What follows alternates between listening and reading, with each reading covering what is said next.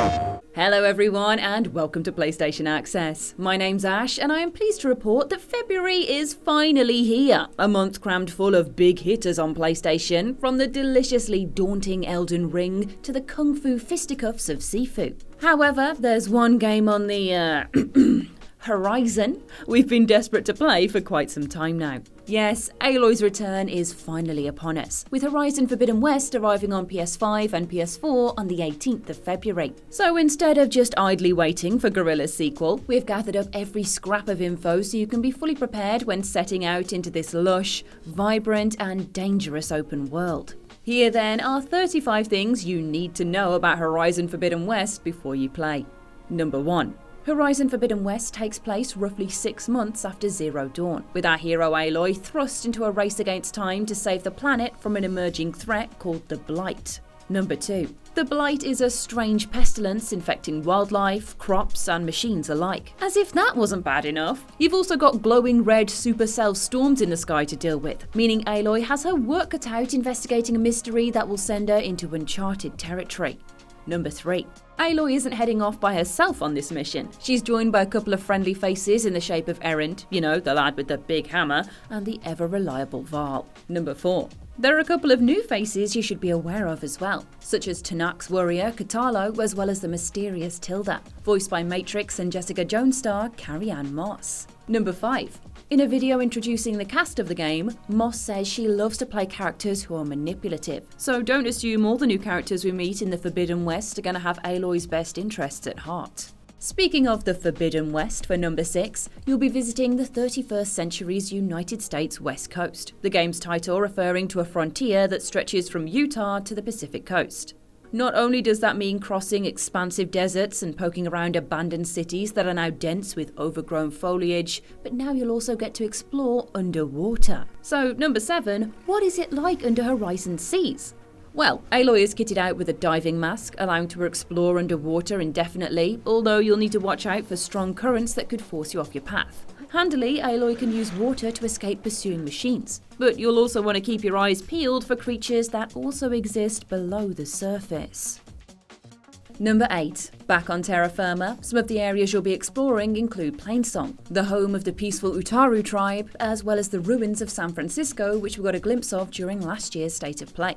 Number 9. Speaking of tribes, there's a collection of old and new tribes you'll meet across Horizon Forbidden West, with the returning Kaja and Oseram clans joined by the aforementioned Utaru and the warring Tanakh. Number 10. The Tanakh are Katalo's tribe, and he's been tasked by his chief to unite the 3 clans within it. But while they promise to play a large role in Aloy's journey, the Tanakh are not quite as hostile as Number 11, the Rebels, a roving group of humans led by the merciless Regala, who Aloy will be battling across her adventure.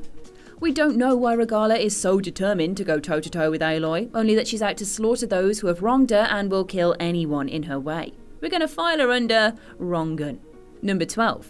Further proof that Regala means business is the fact that she appears to be working with the malevolent Silence, Aloy's frenemy from Horizon Zero Dawn.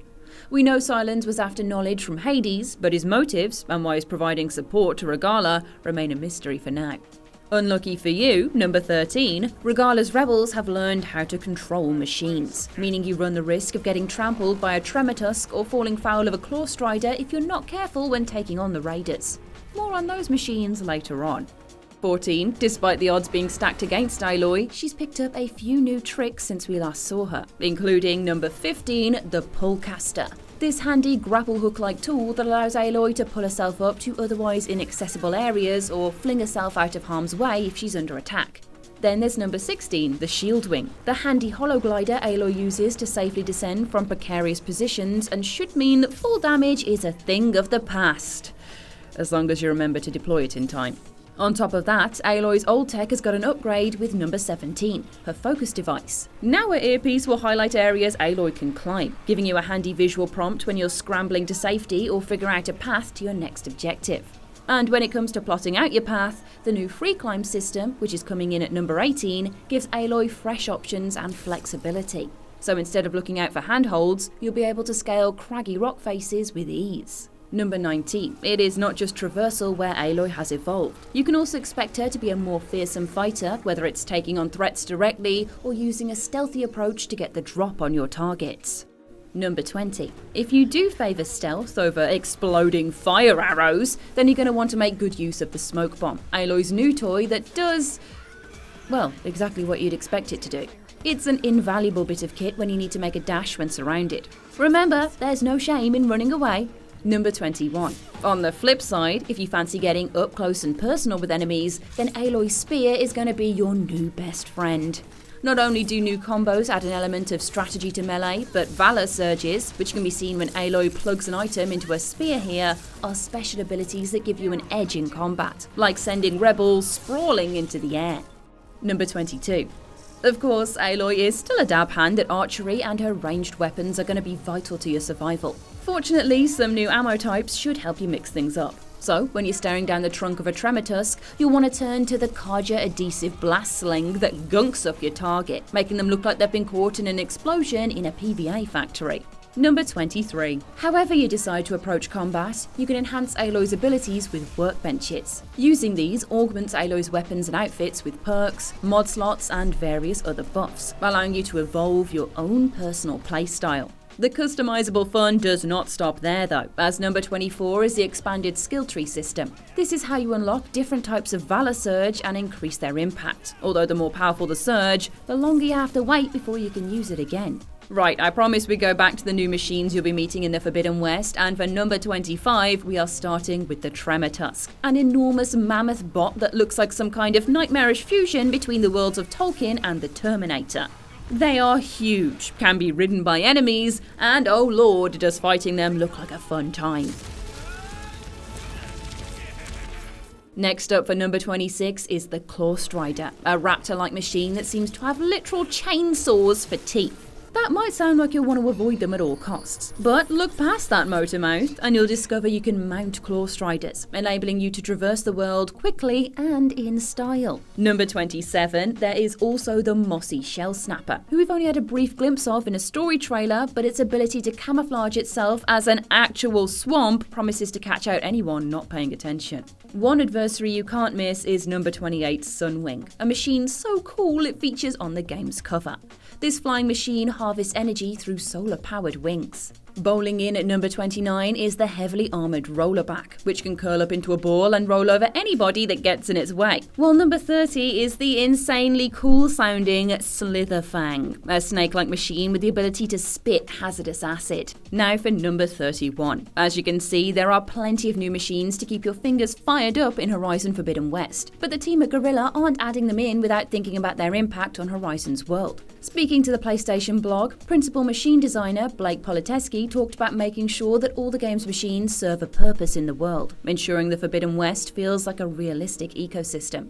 Number 32. While Horizon Forbidden West is coming to both PS4 and PS5, and it really does look incredible on PS4, check this out! Some features are PS5 exclusive.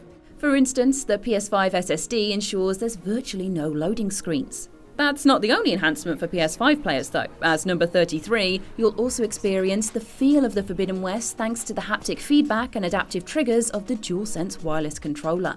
Then, number 34, PS5's 3D audio enables you to identify each machine's audio cues, so you can pinpoint where they are and what they're doing. Very handy when you're stalking through all this dense grass. And finally, number 35, anyone buying Horizon Forbidden West on PS4 can upgrade to the PS5 version at no extra cost, meaning you won't need to worry about double dipping when you move from one console to the other. And there you have it, 35 things you need to know about Horizon Forbidden West before you play. Let us know in the comments what machine you're most looking forward to taking on and why it's the Tremortusk, and make sure to give us a like if this video has you pumped for the game's launch on February 18th. Subscribe and click the notification bell if you haven't already done so, and join us again soon for loads more from the world of PlayStation. Thanks for watching.